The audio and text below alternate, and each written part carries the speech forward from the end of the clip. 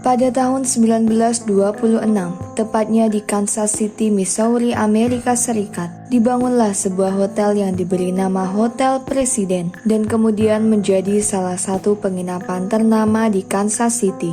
Pada tahun 1928, hotel ini menjadi tempat diselenggarakannya Rapat Nasional Partai Republik yang mengusung Robert Hoover sebagai calon presiden Amerika. Hotel tersebut terkenal dengan tempat hiburannya bernama Drum Room yang sering menampilkan musisi-musisi legendaris Amerika seperti Benny Goodman dan Frank Sinatra. Namun, di tahun 1935, 10 tahun setelah hotel tersebut berdiri, terjadi insiden menggemparkan yang membuat sejarah hotel tersebut berubah. Seorang pria diketahui meninggal secara tragis di salah satu kamar dan kasus kematiannya masih menjadi misteri hingga kini. Seperti apa kisah lengkapnya? Halo semuanya, aku Nadia Ayu.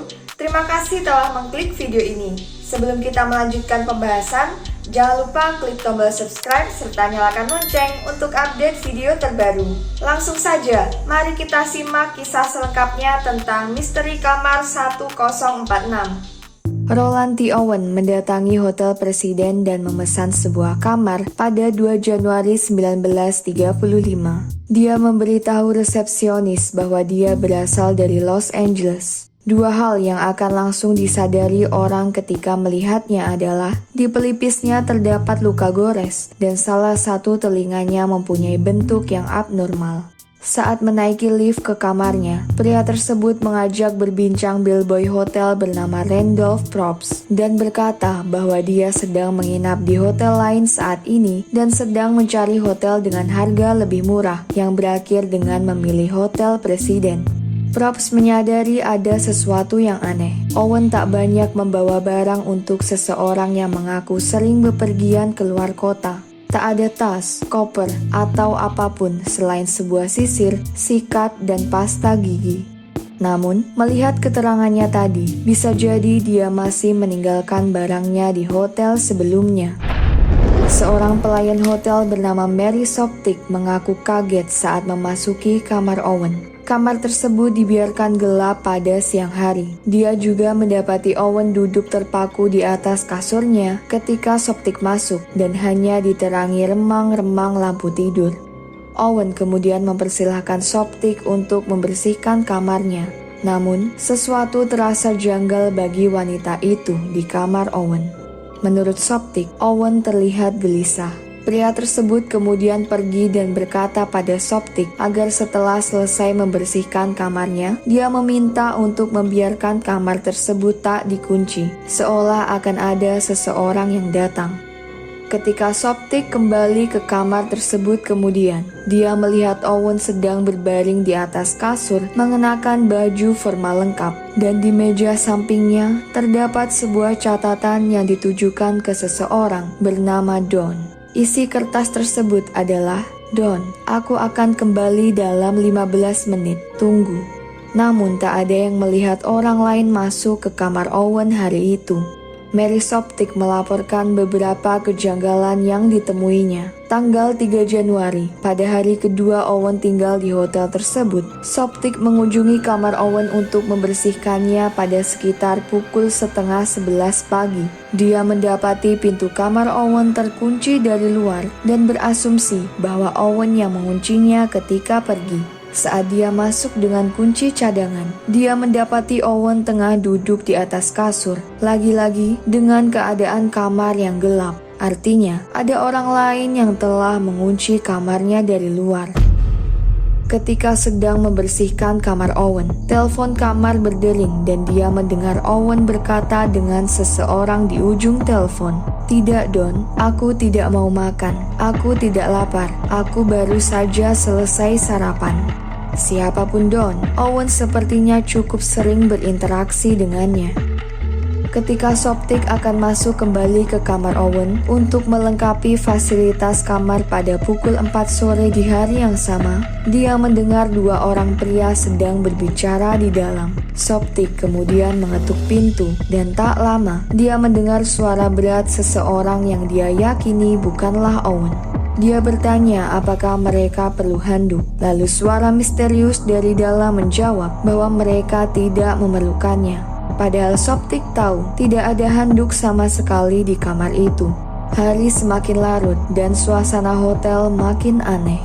Seorang tamu perempuan yang menginap di kamar 1048 mengaku mendengar beberapa orang berbincang-bincang dengan keras di kamar 1046, tepatnya di kamar Owen, saling berteriak dan memaki satu sama lain.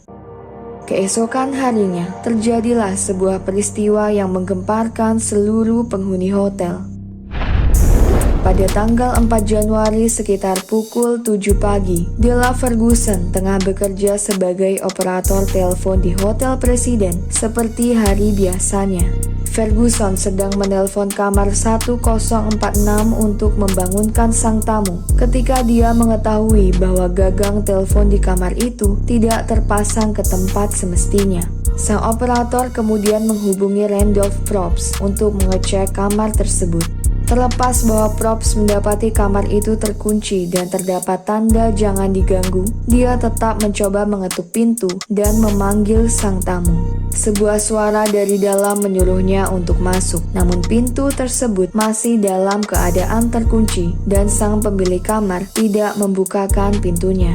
Setelah beberapa saat tak ada respon lanjutan, Probst kemudian berbicara lagi meminta sang tamu hotel agar menaruh gagang telepon di kamarnya ke tempat yang benar. Kemudian dia pergi. Beberapa waktu berselang namun teleponnya belum juga ditutup. Seorang bellboy lain bernama Harold Pike kemudian mencoba masuk dengan kunci cadangan ke kamar tersebut. Di dalam, dia menemukan Owen sendirian di kamar yang gelap, sedang tengkurap di atas kasur dengan keadaan telanjang dada mengenakan selimut seperti tengah tertidur. Menurut Pike, tidak ada orang lain di kamar tersebut. Setelah Pike menaruh gagang telepon ke tempat yang benar, dia kemudian keluar dari kamar Owen. Kurang dari 2 jam sebelum akhirnya telepon di kamar Owen kembali lepas dari hooknya. Dan ketika Probst masuk ke kamarnya, dia menemukan sesuatu yang mengerikan di kamar gelap milik Owen. Dia melihat Owen berada di lantai dengan sekujur badan yang telah berlumur darah. Lebih mengerikan lagi, setelah ditelusuri, terdapat darah di tembok, di kasur, dan di kamar mandi. Probst berlari ke bawah untuk mencari bantuan. Namun ketika dia kembali ke kamar Owen, dia mendapati pintunya diganjal dari dalam. Owen sengaja mengganjal pintu itu dari dalam dengan tubuhnya. Probst dan temannya mencoba mengajak bicara Owen agar memperbolehkan mereka masuk untuk menolongnya. Tim medis kemudian datang untuk memeriksa kondisi Owen dan mereka menemukan hal mengerikan yang sulit dijelaskan. Dari luka di tubuhnya, Owen nampaknya telah diikat dengan tali di bagian leher, pergelangan tangan, dan pergelangan kakinya. Lehernya juga menunjukkan bekas cekikan. Terdapat beberapa luka tusuk di bagian dada dan memar di kepalanya akibat pukulan yang sangat kuat. Ketika pihak berwajib memeriksa Owen dan bertanya tentang apa yang telah terjadi, Owen menjelaskan bahwa dia terjatuh dari kamar mandi dan itulah yang membuatnya terluka. Namun pihak berwajib tak lantas percaya dan kembali bertanya siapa yang sudah menyakitinya. Owen menjawab, tak ada. Karena luka yang sangat parah, dia kemudian dilarikan ke rumah sakit. Namun sesampainya di rumah sakit umum Kansas City, dia telah dalam kondisi koma dan tak lama kemudian meninggal. Tidak ada siapapun yang melihat ada orang masuk ke kamar Owen, pun tidak ada keributan terdengar di kamar itu. Menurut pengakuan Probst dan Pike, Owen masih terlihat baik-baik saja ketika mereka masuk ke kamarnya. Lalu, bagaimana penganiayaan brutal itu bisa terjadi? Hal itulah yang menjadi sorotan kepolisian Kansas City yang menangani kasus Owen. Jean, tamu hotel yang menginap di kamar 1048, tak luput dari interogasi. Namun tidak ada bukti apapun yang menunjukkan bahwa dia adalah pelakunya dan akhirnya dibebaskan. Hasil otopsi Owen membuktikan bahwa dia secara brutal telah dipukul dan ditusuk beberapa kali. Namun ada hal aneh lain, yaitu pemeriksaan medis memperkirakan bahwa dia telah dalam kondisi terluka sekitar pukul 4 hingga 5 dini hari. Menurut fakta bahwa darahnya telah menggelap dan mengering saat ditemukan. Artinya, Owen sudah sekarat saat Pike memasuki kamarnya. Namun, Owen masih sempat menjawab pertanyaan bellboy yang menyuruhnya untuk mengembalikan telepon kamarnya ke tempat semestinya. Apakah dia sengaja tak ingin ada orang menolongnya? Penggeledahan kamar berlanjut, tapi bukannya menemukan bukti seperti pisau yang digunakan untuk melukainya. Polisi justru menemukan sebuah botol berisi asam sulfat encer. Kepolisian tak bisa mencari jawaban valid untuk apa cairan itu. Pihak berwajib kemudian menemukan sidik jari yang diduga milik seorang perempuan dari gagang telepon. Sayangnya, setelah diperiksa, tidak ada orang di hotel yang cocok dengan sidik jari itu. Kasus tersebut dengan cepat menyebar lewat berbagai media. Detektif percaya bahwa Roland T. Owen bukanlah nama sebenarnya. Seperti yang diketahui, Owen berkata pada pihak hotel bahwa dirinya berasal dari Los Angeles. Namun setelah diselidiki, tidak ada catatan apapun mengenai pria bernama Roland T. Owen di sana. Penyelidikan terus berlangsung, tapi berbagai usaha sepertinya tak membuahkan hasil. Kepolisian juga menyelidiki seseorang bernama Don yang disebut berhubungan dengan Owen selama di hotel. Don juga kemungkinan adalah pemilik suara yang menjawab pelayan untuk menawarkan handuk. Namun, pencarian polisi menemui kebuntuan. Hingga pada suatu hari, Hotel Presiden menerima sebuah telepon misterius. Seorang wanita menelpon pihak hotel dan menanyakan tentang ciri-ciri Owen, kemudian mengklaim bahwa dia mengenal Owen. Bukti lain terkuak, Hotel Muehlebach, sebuah hotel yang diketahui tempat menginap Owen sebelumnya, melaporkan bahwa dia telah mendaftar di hotel tersebut dengan nama Eugene K. Scott. Kepolisian kemudian mengumumkan bahwa nama tersebut juga merupakan nama palsu.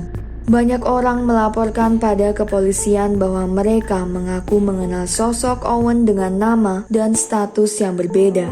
Lagi-lagi, semua hal itu tak mampu menguak misteri yang sedang terjadi. Tubuh Owen hendak dikebumikan ketika rumah pemakaman menerima sebuah panggilan telepon dari pria misterius yang menyatakan bahwa mereka akan membayar biaya pengurusan dan pemakaman Owen. Pihak pengurus kemudian bertanya pada sang penelpon tentang apa yang mereka ketahui terkait kematian Owen. Sang penelpon kemudian menjawab bahwa Owen terlibat perselingkuhan saat dirinya telah bertunangan dengan wanita lain. Pria penelpon itu kemudian melanjutkan, orang jahat akan selalu mendapat karmanya, kemudian menutup telepon. Benar saja, pada 23 Maret 1935, segepok uang yang dibungkus dengan kertas koran dikirim ke rumah pemakaman dari pengirim tak dikenal. Terdapat juga rangkaian bunga misterius beserta kartu ucapan yang bertuliskan Cinta Abadi, Louis, yang ditempatkan di makam Owen. Namun surat tersebut tak cukup untuk menjadi petunjuk yang mengarah ke pemecahan kasus ini. Setelah setahun lebih kasus itu belum juga terpecahkan, suatu hari di tahun 1936, seorang perempuan bernama Ruby Ogletree dari Birmingham melihat berita dan foto Owen di koran. Ruby langsung menyadari bahwa itu adalah foto anaknya bernama Artemus Ogletree. Dia mengaku anaknya pergi dari rumah pada tahun 1934. Wanita tersebut mengetahui beberapa fakta, seperti bekas luka Owen yang berada di pelipis adalah bekas luka minyak panas yang dia peroleh saat kecil. Sayangnya, terdapat sebuah kejanggalan. Ruby mengaku menerima beberapa surat dari anaknya. Namun setelah ditelusuri, ada surat yang dikirimkan padanya saat Owen telah meninggal. Dan surat-surat tersebut semuanya ditulis dengan mesin ketik. Hal ini cukup janggal karena menurut Ruby, Artemus tidak tahu caranya mengetik. Pada awal tahun 2000, Dr. John Horner, penulis buku berisi detail lengkap dari kasus-kasus pembunuhan yang diterbitkan oleh penerbit setempat, menerima panggilan aneh tentang Artemus Ogletree atau Owen. Penelpon mengklaim telah menemukan sebuah box berisi artikel koran tentang pembunuhan sang pria misterius dalam barang milik orang yang sudah meninggal. Menurut sang penelpon, ada hal lain di box tersebut, sesuatu yang nampaknya berhubungan dengan artikel di koran. Sayangnya, sang penelpon tidak menyebutkan apa benda tersebut. Tidak ada kelanjutan dari hal ini, dan kasus kematian misterius Roland T. Owen pun meredup dan menghilang begitu saja seiring berjalannya waktu. Siapakah sebenarnya sosok laki-laki itu? Apakah dia sedang menutupi sesuatu? Hingga saat ini, kasus tersebut masih belum terpecahkan. Itu tadi cerita tentang misteri kamar hotel nomor 1046. Anyway, terima kasih telah menyimak cerita tadi. Jika kalian suka dengan videonya, jangan lupa klik tombol like dan subscribe channel ini ya. Nantikan video selanjutnya dan sampai jumpa.